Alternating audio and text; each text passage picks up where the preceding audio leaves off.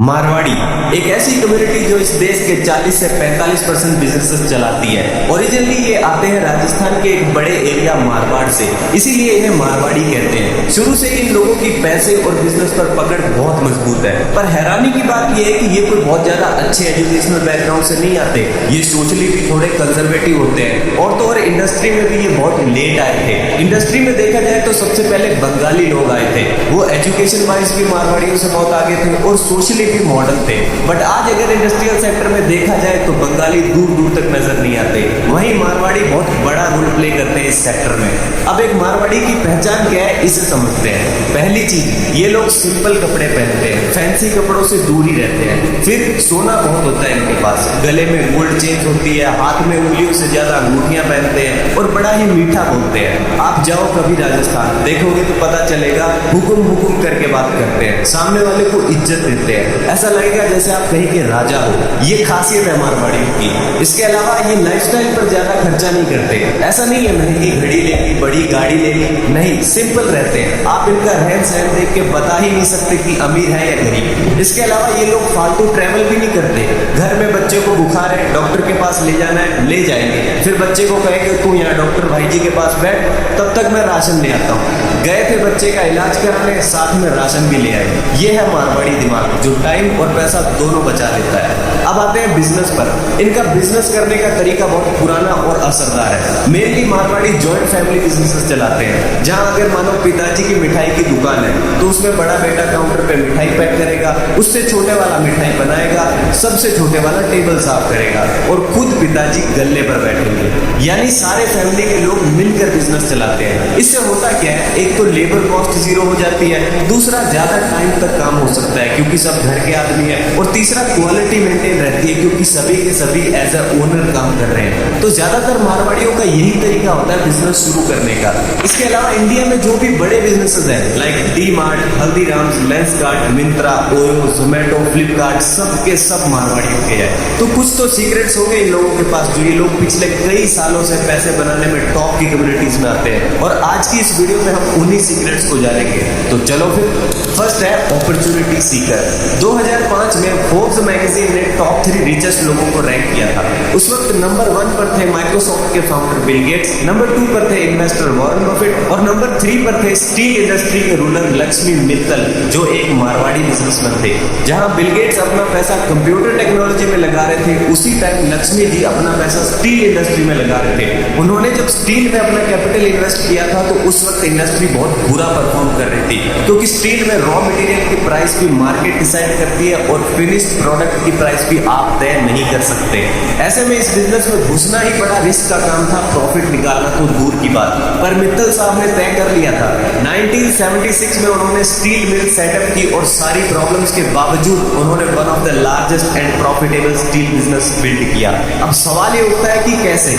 जवाब है अपॉर्चुनिटी को देख के। जहां 1980 में बाकी लोग डोमेस्टिक मार्केट में स्टील का बिजनेस कर रहे थे, लक्ष्मी मित्तल ने इंटरनेशनल मार्केट में बिजनेस करने का सोचा, और उस वक्त इंटरनेशनल मार्केट में कोई बड़ा प्लेयर था ही नहीं, इसीलिए ये बहुत जल्दी अपना स्टील का बिजनेस ग्रो कर पाए थे। तो मारवाड़ी लोगों में ये खासियत होती है कि वो अपॉर्चुनिटी को कभी हाथ से जाने नहीं देते, वो हर चीज में बिजनेस ढूंढ सकते हैं। सेकंड है सेल्फ मैनेजमेंट। मारवाड़ी आदमी काम किसी से भी करवाए पर गल्ले पर खुद ही बैठेगा।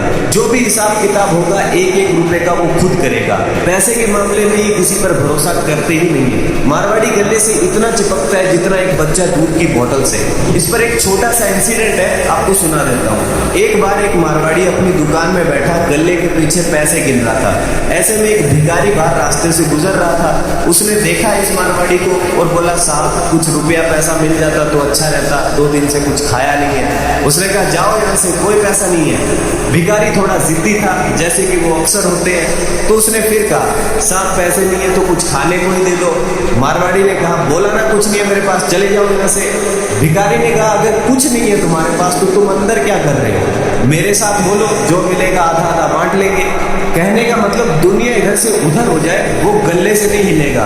और हिसाब बहुत पक्का रखता है मारवाड़ी, कितना माल आया, कितना बिका, किसका कितना पैसा देना है, कहाँ कहाँ से पैसा आना है, हर चीज लिख के रखता है। अगर कोई वर्कर बीड़ी सिगरेट के 10 रुपए भी लेता है तो उसे भी ये लिख के रखते हैं। इसके बाद टैक्स, ये बिना बात के टैक्स पे नहीं करते, इन्हें लीगली टैक्स बचाना आता है, यानी सरकार के लिए भी इनकी पॉकेट से पैसा निकालना मुश्किल काम है। थर्ड है इनकम स्ट्रीम्स। इन लोगों की मेन इनकम आती है बिजनेस यानी धंधों से। कुछ भी हो जाए पर इनकी खुद की दुकान जरूर होती है, मिठाई की, कपड़ों की, सोने चांदी की। इनका मानना है कि घर में रोकड़ा कितना भी हो पर बिजनेस रोकना नहीं चाहिए। दूसरा, इनकी रेंटल इनकम होती है, कहीं से प्रॉपर्टी का रेंट आता रहे तो बहुत अच्छा है। तीसरा, इंटरेस्ट इनकम, ब्याज नहीं छोड़ते ये लोग। मारवाड़ी पहला आदमी है जो रिश्तेदारी में ब्याज पे पैसा दे सकता है, उसके बावजूद रिश्ते भी बना के रखता है और ब्याज भी वसूल लेता है। वैसे उनसे पैसे मांग लो तो कहेंगे पीसा कटे है, पीसा कोनी, और कहूँ कि ब्याज दे देंगे तो कहेंगे कितना चाहिए भाई जी। अब भाइयों वाली बात है, हम मदद नहीं करेंगे तो कौन करेगा। और ब्याज की बात नहीं है, मुसीबत में आप लोग आदमी इनको काम आवे है। एक और बात, पैसे को कभी ये लोग खाली नहीं पड़ा रहने देते, लॉन्ग टर्म इन्वेस्टमेंट्स कर देते हैं। ज्यादा स्टॉक्स वगैरह अगर समझ नहीं भी आता तो भी प्रॉपर्टी और गोल्ड में तो इन्वेस्ट कर ही देते हैं। और जहां ये इतना पैसा कमाते हैं वहीं ये चैरिटी और डोनेशन भी बहुत करते हैं। गांव में कुछ बनवाना है, किसी को पैसे की जरूरत है, कोई चंदा इकट्ठा करना है, ये लोग अपने हिसाब से डोनेट करते रहते हैं। फोर्थ है लॉन्ग टर्म विजन। मारवाड़ी लोग कभी भी शॉर्ट टर्म नहीं सोचते। वो जब कोई बिजनेस करते हैं तो ये सोच के चलते हैं कि आने वाली कई जनरेशन तक धंधो चल तो रहना चाहिए। इसीलिए आप देखोगे मारवाड़ियों के यहाँ काम करने वाले बदलते हैं, काम नहीं बदलता। ये लोग जब बिजनेस स्टार्ट करते हैं तो शुरू में प्रॉफिट अगर ना हो तब भी उन्हें कोई फर्क नहीं पड़ता, क्योंकि इनका फोकस लॉन्ग टर्म स्टेबिलिटी पर होता है। ये लोग फ्यूचर को सिक्योर करने के लिए प्रेजेंट को दांव पर लगा देते हैं। इसीलिए शुरू में कुछ साल बिजनेस में जो प्रॉफिट होता है उसे भी ये वापस री इन्वेस्ट कर देते हैं ताकि बिजनेस एक्सपेंशन हो सके। ये इतना आगे का सोचते हैं कि इनके रिलेशनशिप्स भी लॉन्ग टर्म के हिसाब से होते हैं, फिर चाहे वो कस्टमर हो, सप्लायर हो या एम्प्लॉय, चाहे कुछ भी ऊपर नीचे हो जाए, इनके बिजनेस पार्टनर्स नहीं बदलते, क्योंकि ये लोग ट्रस्ट और रिलायबिलिटी पर बिजनेस चलाते हैं। इसके अलावा ये लोग अपने बच्चों को भी बिजनेस सिखाते हैं। फैमिली में पैसे की बात की जाती है ताकि बाद में बिजनेस बच्चों को हैंड ओवर किया जा सके। इसीलिए ये सारी इंपॉर्टेंट बिजनेस स्किल्स पहले फैमिली मेंबर्स को ही सिखाते हैं। एक और बात, ये लोग लॉन्ग टर्म में इसीलिए टिकते हैं क्योंकि इन्हें टाइम के साथ साथ बिजनेस में चेंजेस करने आते हैं। ये लोग फ्लेक्सिबल और एडेप्टिव होते हैं। ये अपनी कोर वैल्यूज को भूले बिना प्लान्स और स्ट्रेटेजीज में चेंजेस कर देते हैं ताकि बिजनेस हर सिचुएशन में प्रॉफिटेबली चलता रहे। फिफ्थ है वैल्यू ऑफ द प्रोडक्ट। ये लोग प्रोडक्ट को वैल्यू के बेस पर ही खरीदते हैं। अगर कोई प्रोडक्ट की कीमत उसकी वैल्यू को जस्टिफाई नहीं करती तो ये उसे नहीं खरीदते, यानी इमोशनल बेस्ड बाइंग करते ही नहीं है। आजकल कुछ लोग महंगे स्नीकर्स खरीदते हैं, 5,000, 10,000, 50,000, इवन लाख लाख रुपए के लोग जूते खरीद रहे हैं और फिर उन्हें घर में एज ए कलेक्शन रखते हैं। मारवाड़ी ऐसा नहीं कर सकता। उसे तुम कहो कि ये 50,000 के जूते हैं, वो तुरंत कहेगा क्यों भाई, सोना लगा है इस पर, ये तो 500 रुपए में कहीं भी मिल जाएंगे। सामने वाला कहेगा पर सर ये लिमिटेड एडिशन है। मारवाड़ी कहेगा ऐसा कुछ नहीं होता, जूते ही तो है, 50,000 दे के क्या सिर में पहनेगा इसने। कहने का मतलब जब तक चीज की प्राइस उनको ठीक नहीं लगती, दुनिया का बेस्ट सेल्स पर्सन भी उनको चीज बेच नहीं सकता।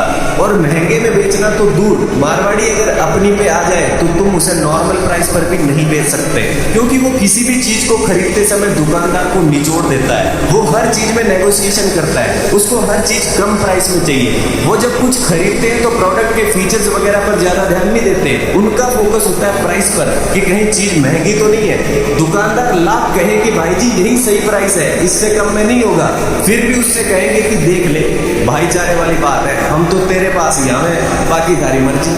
वहीं जब खुद अपनी दुकान पे कुछ बेचते हैं तो 1 रुपया भी कम नहीं करेंगे। कस्टमर अगर कह दे कि आपकी चीज थोड़ी महंगी है तो उससे कहेंगे अरे नहीं नहीं, बच्चे की कसम, भगवान कसम, इसमें सिर्फ 10 रुपए ही बच रहे हैं बड़े, और आप फिक्र मत करो, आपसे ज्यादा पैसे थोड़े लेंगे। 6 है कॉस्ट कंट्रोल। मारवाड़ी आदमी बिना बात के 1 रुपया भी खर्च नहीं करता, ना अपने लिए ना बिजनेस के लिए। शुरू से ही ये लोग एफिशिएंटली काम करते हैं, यानी मिनिमम मिनिमम वेस्टेज में मैक्सिमम आउटपुट निकल सके। ये बजटिंग और फाइनेंशियल प्लानिंग को बहुत सीरियसली लेते हैं। ये बिजनेस में पैसे बचाने के नए नए तरीके ढूंढते रहते हैं। ये लोग स्टाफ बहुत लिमिटेड रखते हैं, बट जितने लोग इनके लिए काम करते हैं सबके सब मोटिवेशन के साथ काम करते हैं, क्योंकि ये एम्प्लॉय को भी फैमिली मेंबर की तरह ट्रीट करते हैं। ये बिजनेस में स्टॉक पर भी लगातार नजर रखते हैं कि कहीं कोई ऐसी चीज तो नहीं पड़ी जो बिक नहीं रही है, या कहीं किसी आइटम की शॉर्टेज तो नहीं है। ऐसा करके ये कैपिटल का भी सही यूज कर लेते हैं। जहां ये इतना कॉस्ट कंट्रोल करते हैं, वहीं साथ ही ये भी इंश्योर करते हैं कि कहीं प्रोडक्ट और सर्विस की क्वालिटी में तो कॉम्प्रोमाइज नहीं हो रहा, और इसीलिए ये लोग मार्केट में लंबा टिकते हैं। तो दोस्तों आज की इस वीडियो में बस इतना ही। वीडियो पसंद आई तो लाइक कर दीजिए, शेयर कर दीजिए अपने दोस्तों के साथ। मैं मिलता हूं आपसे नेक्स्ट वीडियो में। धन्यवाद फॉर वॉचिंग।